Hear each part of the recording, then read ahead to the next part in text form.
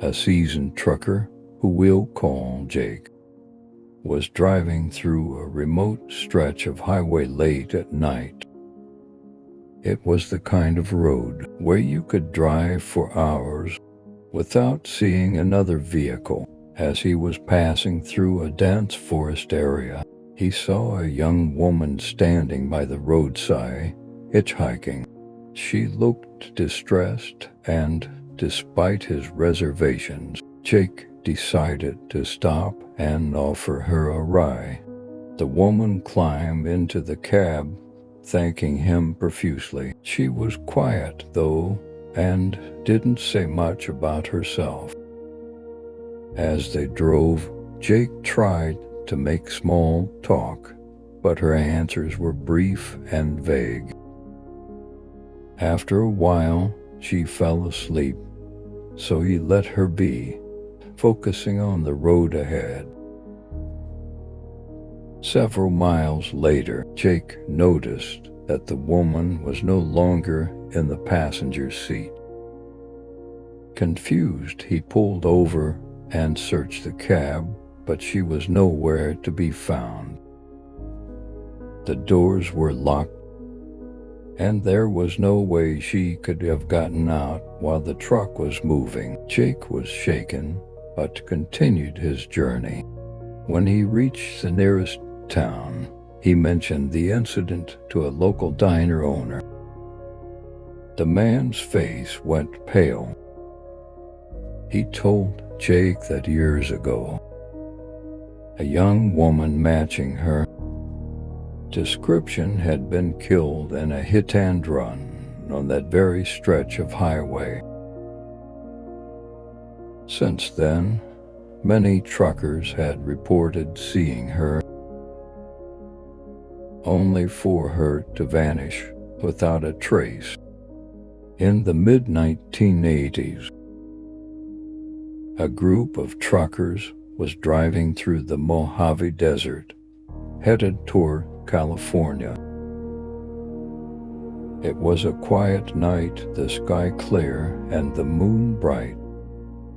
As they drove, they noticed a convoy of trucks up ahead, seemingly out of nowhere. These trucks were strange, old, rusty, and not a make or model any of them recognized. Despite their age, they moved at a swift pace. The lead trucker, who we'll call Roy, tried to contact the convoy over the CB radio, but there was no response. The other truckers in his group also attempted to reach out, but it was as if the convoy didn't exist on their frequency. They decided to catch up to the convoy, but no matter how much they accelerated, they couldn't close the gap. Suddenly, the convoy turned off the highway onto a dirt road.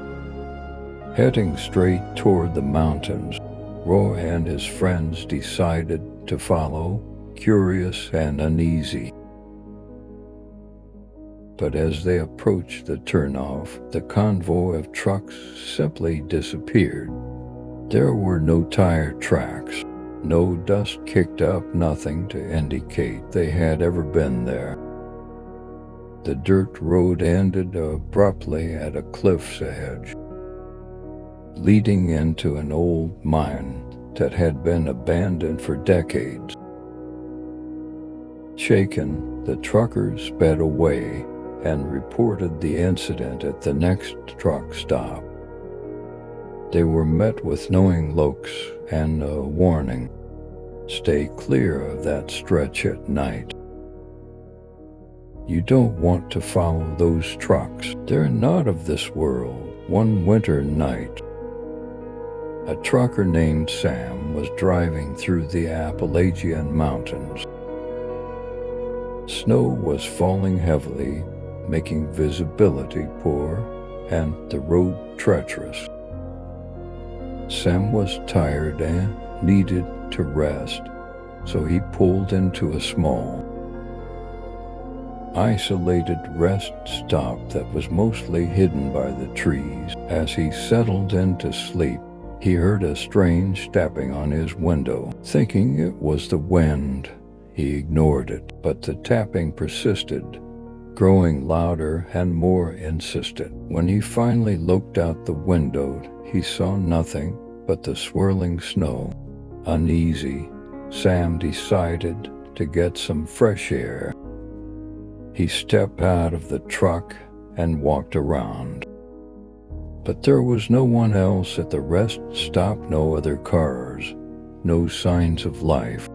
Just as he was about to climb back into his truck, he saw something in the distance, a figure standing at the edge of the forest, just barely visible through the snowfall. The figure didn't move, just stood there watching him. Sam quickly got back into his truck, locking the doors. The tapping resumed, this time accompanied by a faint whispering, though he couldn't make out the words. Terrified, Sam started his truck and sped away from the rest stop. As he drove away, he glanced in the rearview mirror and saw the figure standing in the middle of the road, staring after him. It was only when he reached the next town that he realized his sigh. Mirror had been cracked as if something or someone had been tapping on it, hard enough to break it.